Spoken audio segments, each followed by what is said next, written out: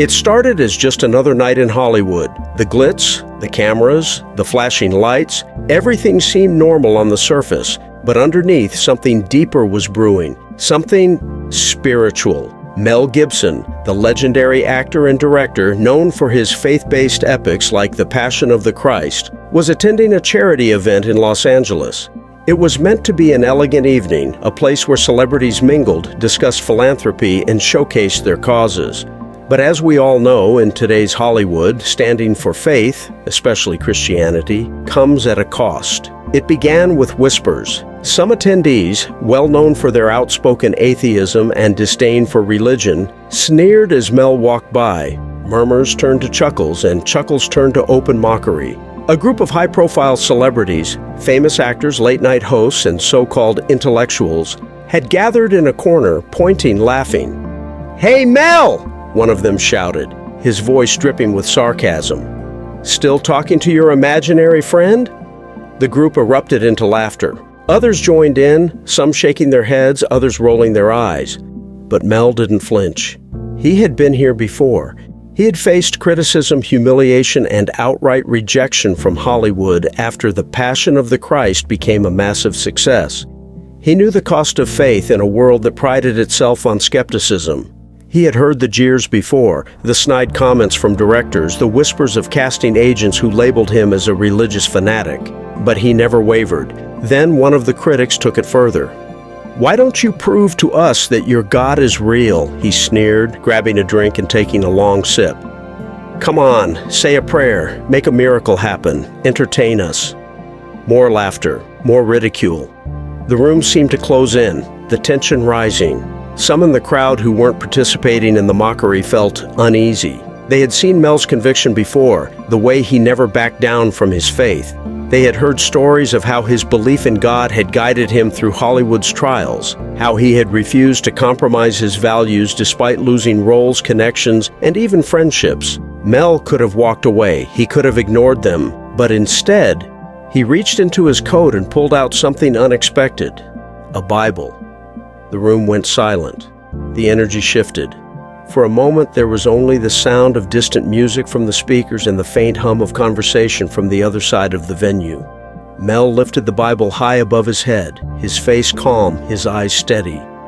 "This is the word of God," he said. "You laugh now, you mock now, but the day will come when every knee will bow and every tongue will confess that Jesus Christ is Lord." The words hung in the air like a weight that could not be ignored. A few chuckled nervously, but something was different now. A sense of unease crept into the room. Some celebrities shifted uncomfortably in their seats. Others scoffed and turned away. But then, something happened. A crash of thunder roared from outside. The lights flickered. At first, people assumed it was just a coincidence, a freak storm rolling in. But then a strange sensation filled the air. One of the mockers, a well-known director, suddenly dropped his glass. His face went pale, his hands shaking. I can't move my legs," he whispered. His voice was barely audible, but those around him gasped.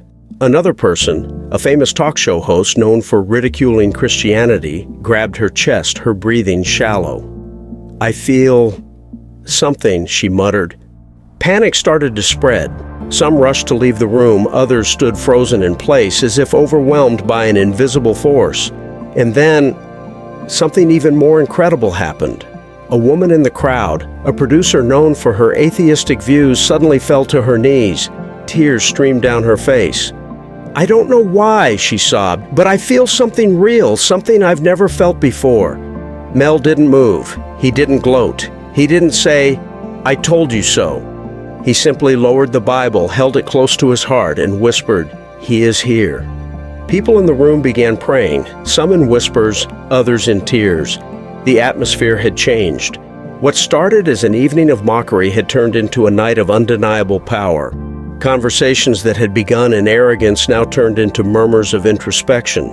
Some celebrities who had spent their careers rejecting faith suddenly found themselves questioning everything.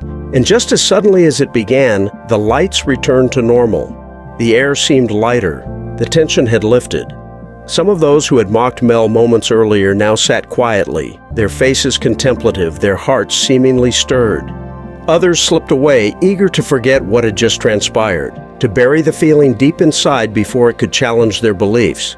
But the story did not end there. That night was only the beginning.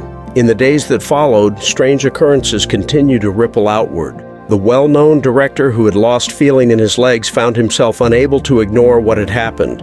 He began researching stories of faith healings, testimonies of people who had encountered divine presence.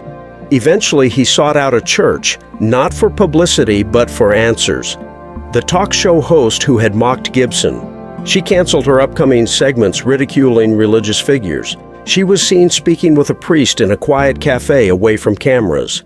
Insiders whispered that she was struggling with something she could not explain. Meanwhile, Mel himself received letters, emails, messages from strangers and old friends alike. Some mocked him further, but others shared their own experiences. People who had been at the event described sleepless nights, dreams filled with visions of light and voices calling them to turn their hearts toward God.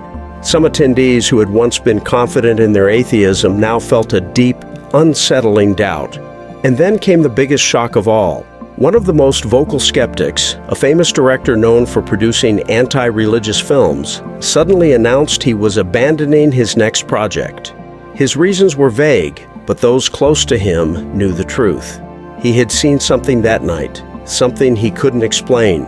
Days turned to weeks, and the ripple effect continued. Testimonies emerged online, anonymous posts on forums discussing the unshakable feeling that had haunted people since that night. Stories of spiritual awakenings, miraculous healings, and a newfound hunger for faith flooded social media. Even those who had refused to believe found themselves unable to dismiss the experience. One actor, known for his outspoken rejection of religion, quietly began attending church.